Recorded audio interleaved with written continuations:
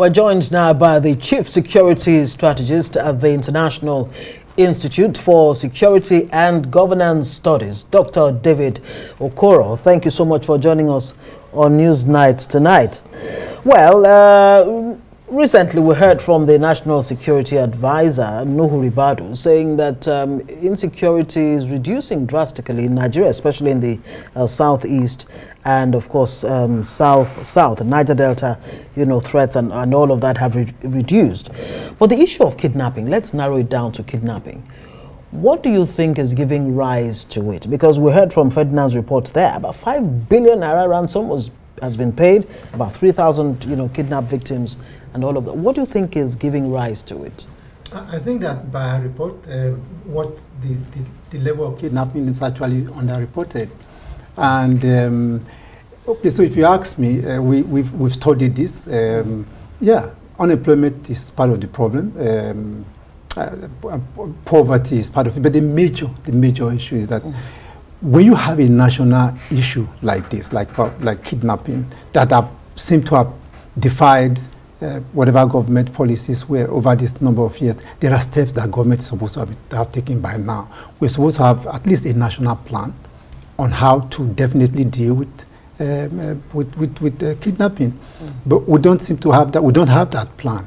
And what we have are incoherent strategies that people put together. For instance, somebody is kidnapped and the policeman tells you, look, if you want your family member back, government will not allow you, will not officially say pay ransom. But if you want your family member back, go and pay ransom, and then we can deal with the rest later. So, and that's coming from the police. Yeah, that seems to be the official position. So you go and pay ransom and get your person out. But for me, I'd like to say that the issues are fairly straightforward. What the issues of kidnapping are? You have a large swath of unpoliced, what we call ungoverned spaces in Nigeria. If you take FCT, if you think tomorrow that kidnapping in FCT will stop, you're kidding, because the causative agent, which is the ungoverned spaces that surround Abuja, have not been dealt with. You find that the forests that come from Zamfara, there's a link between that forest, the one from Katsina, from Niger, from Kaduna, from Nasarawa. I mean, they surround the city, and as long as there are ungoverned spaces where kidnappers are able to meet, they strategize, they train, they mobilize, they even take kidnapped people to those places, you're going to continue to have this. Dr. Okoror, listening to you, sorry to cut you here, because you started by talking about a plan. A national plan, which quickly here, I think that should come from the office of the NSA, right?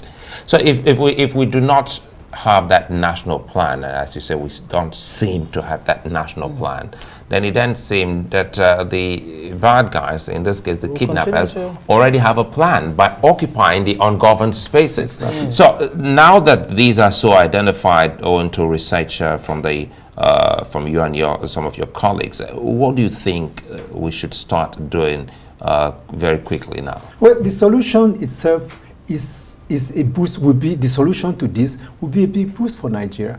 These ungoverned spaces can be converted to large-scale agricultural cultivation.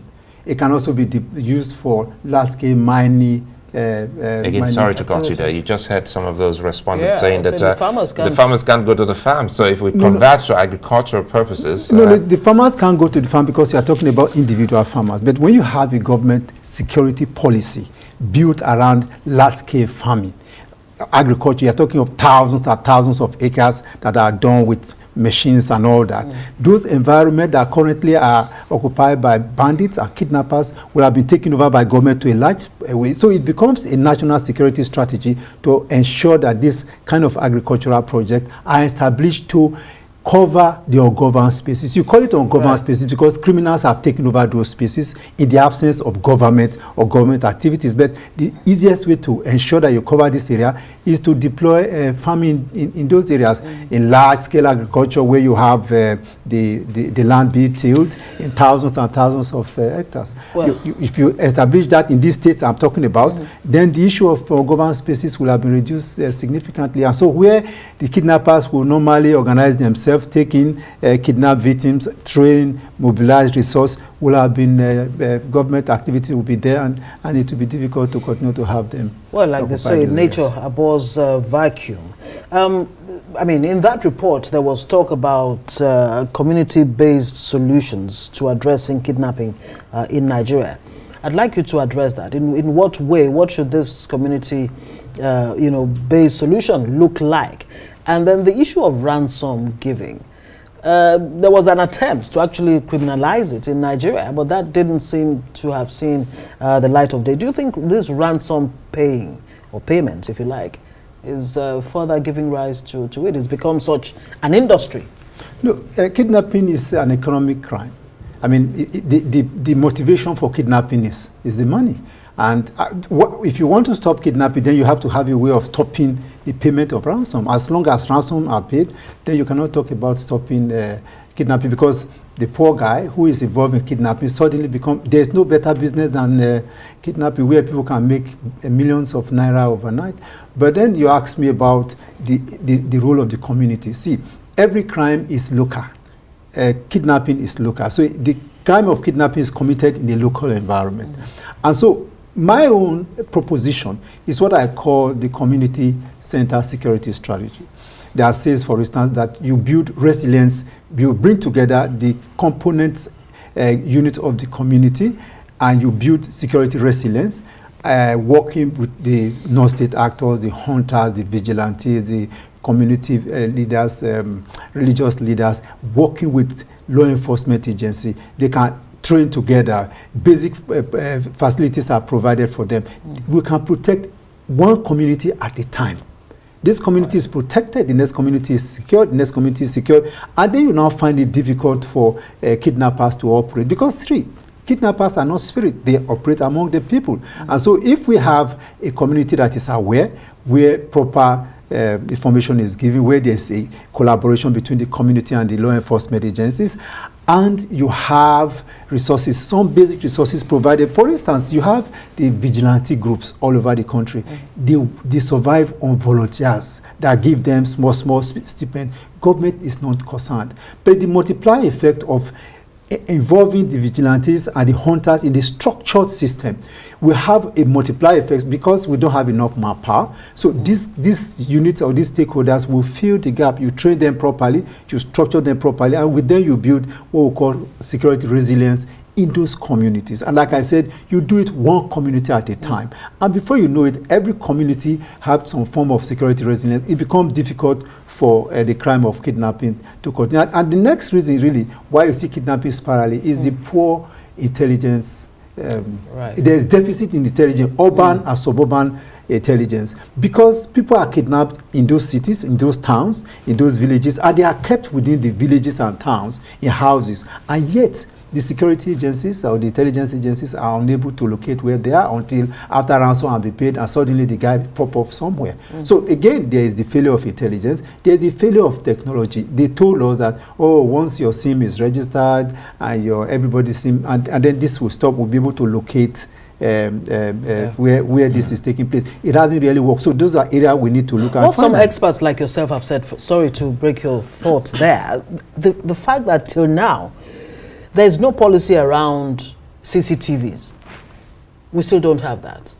Okay. If a crime happened around, wherever, I mean, you just end up saying unknown gunmen or known, kidnappers and what have you.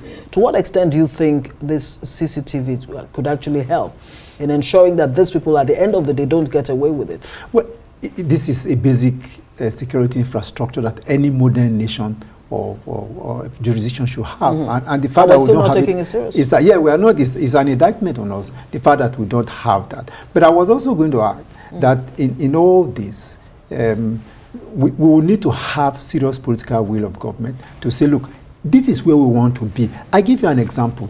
There are very few cases where a kidnap operation or kidnapping was aborted by military or police intervention.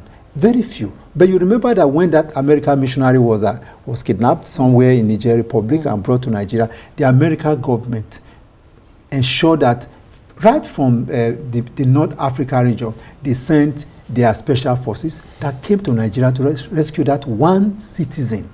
But here if you are kidnapped, you're on your own. The coppers that were kidnapped, that haven't paid a ransom, they are still in detention. And the kidnappers didn't. And we have all these kind of cases. Dr. David Okoror, I'd like to thank you for your time, and I do hope that the authorities may have listened to some of these. Yeah. And speaking of CCTV, there are some examples in Lagos, which I think the FCT and many other cities, at least every capital city should at least start very basic model. Yeah. Yes. David Okoror, many thanks for speaking with us tonight.